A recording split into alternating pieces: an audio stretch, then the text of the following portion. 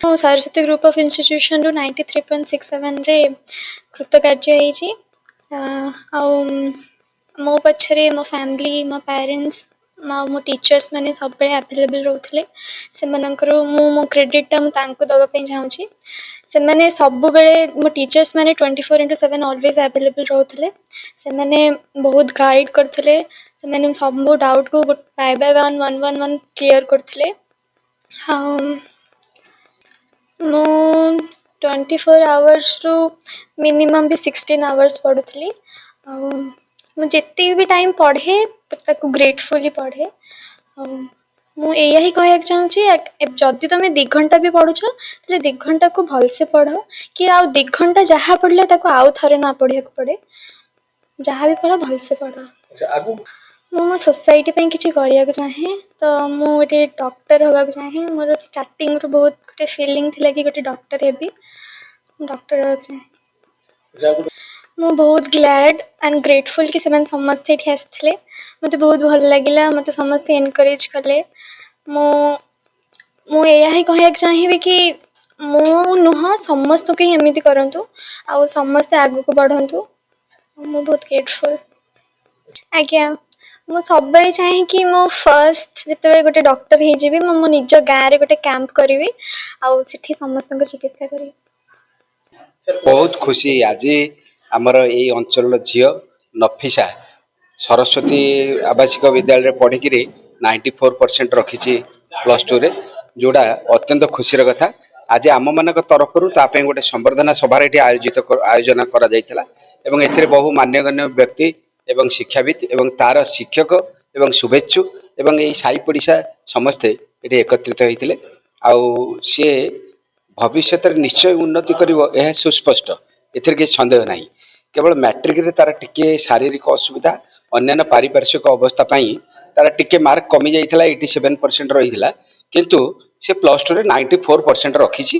ଆଉ ତାର ଟ୍ୟାଲେଣ୍ଟ ଅଛି, ସେଟା ସୁପ୍ତ ଭାବରେ ଥିଲା, ବିକଶିତ ହେବାର ସୁଯୋଗ ପାଇନଥିଲା ଏବଂ ସେ ଅତ୍ୟନ୍ତ ପରିଶ୍ରମୀ ପିଲା। ଯଦିଓ ତାର ସ୍ୱାସ୍ଥ୍ୟ ଦୁର୍ବଳ, ତଥାପି ସେ ଅତ୍ୟନ୍ତ ପରିଶ୍ରମୀ ପିଲା ଏବଂ ତା ପାଇଁ ମୁଁ ବିଶେଷ ଭାବରେ ଗର୍ବିତ। ସେ ମୋର ଗୋଟେ, ଯେତେ ଛାତ୍ରୀ ଛାତ୍ର ଅଛନ୍ତି ତା ଭିତରୁ ମୋର ଗୋଟେ ପ୍ରିୟ ଛାତ୍ରୀ ସେ। ଏବଂ ଶିକ୍ଷକର ଗର୍ବ, ଯଦି ଛାତ୍ରଛାତ୍ରୀ ତାର ସଫଳତାରେ ପହଞ୍ଚି ପାରିଲେ ତାହେଲେ ଶିକ୍ଷକର ଗର୍ବ ଏବଂ ମୋର ଏ ଛାତ୍ରୀ ନଫିସା ହେଉଛି ଗୋଟେ ଗର୍ବ। ନଫିସା ପରୱିନଙ୍କର ଏଇ ଯେଉଁ କୃତକାର୍ଯ୍ୟ ସଫଳତା ଆମ ସମସ୍ତଙ୍କୁ, ଏ ଅଞ୍ଚଳବାସୀଙ୍କୁ ଗୋଟେ ଆନନ୍ଦ ଦେଇଛି। ତେଣୁ ତାଙ୍କର ଯେଉଁ କଠିନ ପରିଶ୍ରମ ତାଙ୍କୁ କୃତକାର୍ଯ୍ୟ କରିବା ପାଇଁ ଏଇଟା ରାସ୍ତା ଦେଖେଇଛି। ତେଣୁ ଆମେ ଜାଣୁ ଯେଉଁମାନେ କଠିନ ପରିଶ୍ରମ କରନ୍ତି ସେମାନେ ନିଶ୍ଚିତ ଭାବରେ ଦିନେ ନା ଦିନେ କୃତକାର୍ଯ୍ୟ ହେବେ। ତେଣୁ ତାଙ୍କର ଯେଉଁ ମେଧା ଶକ୍ତି ଅଛି, ଯେମିତି ଗୋଟେ କଥା କହନ୍ତି ତୁଳସୀ 2 ପତ୍ରରୁ ବାସେ। ତେଣୁ ତାଙ୍କର ଶିକ୍ଷା କ୍ଷେତ୍ରରେ ଯେଉଁ ବିକାଶ ଲାଭ କରି ଚାଲିଛି, ଉନ୍ନତତର ହେଉଛି, ସେଇଟାକୁ ଆହୁରି ଉନ୍ନତତର କରିବା ପାଇଁ ଆମେ ତାକୁ ମାନେ ଧନ୍ୟବାଦ ଦେବୁ ଏବଂ ଆଶା କରିବୁ ଏବଂ ଏଇଟା ତାଙ୍କୁ ନିବେଦନ କରିବୁ। ସାନ ଝିଅ ହେଲେ ବି ଆମେ ତାଙ୍କୁ ନିବେଦନ କରିବୁ, ଯେଉଁ ରାସ୍ତାରେ ଯେଉଁଭଳି ଭାବରେ ନିଜର କର୍ତ୍ତବ୍ୟଟାକୁ ସମ୍ପାଦନ କରିଚାଲିଛ, ସେ କର୍ତ୍ତବ୍ୟଟାକୁ ସେଇଭଳି ଭାବରେ ଆହୁରି ଅଧିକରୁ ଅଧିକ ଭାବରେ ସେଟାକୁ କାର୍ଯ୍ୟକାରୀ କଲେ ନିଶ୍ଚିତ ଭାବରେ ଦିନେ ନା ଦିନେ ସମାଜରେ ବଡ଼ ମଣିଷ ହେବ। ଏଇଟା ତାର ପରିଚୟ।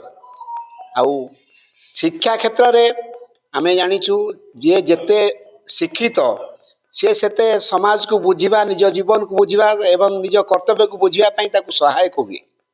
ତେଣୁ ସେଥିପାଇଁ ନଲେଜ ଆକ୍ୱାର ତ ସବୁ କିଛି କରେ। ନଲେଜଟା ଆକ୍ୱାର କଲେ ଦେଶ ଦୁନିଆକୁ ଜାଣିବା, ନିଜକୁ ଜୀବନକୁ ଜାଣିବା, ସେଟା ସାହାଯ୍ୟ କରେ। ତେଣୁ ଏଇଟା ଆମେ ଆଶା କରିବୁ ସେ ଆହୁରି ଉନ୍ନତରୁ ଉନ୍ନତତର ଜୀବନ ଯାପନ କରନ୍ତୁ ଏବଂ ଆହୁରି ବିକଶିତ ହଉ। ତେଣୁ ଏଇଟା ଆଜି ସମ୍ବର୍ଦ୍ଧନା ସଭାରେ ତାଙ୍କୁ ଆମେ କହୁଛୁ ଏବଂ এই ଅଞ୍ଚଳବାସୀ ଆମେ ସମସ୍ତେ ହିଁ ଆଶା କରୁଛୁ, ଯେଉଁ ଆଶାଟା ସେ ସମସ୍ତଙ୍କ ଭିତରେ ଆନନ୍ଦଟା ଆଣିଛନ୍ତି, ସେଇ ଆନନ୍ଦଟା ସବୁଦିନ ପାଇଁ ଯେମିତି ଚାଲୁ ରହିବ,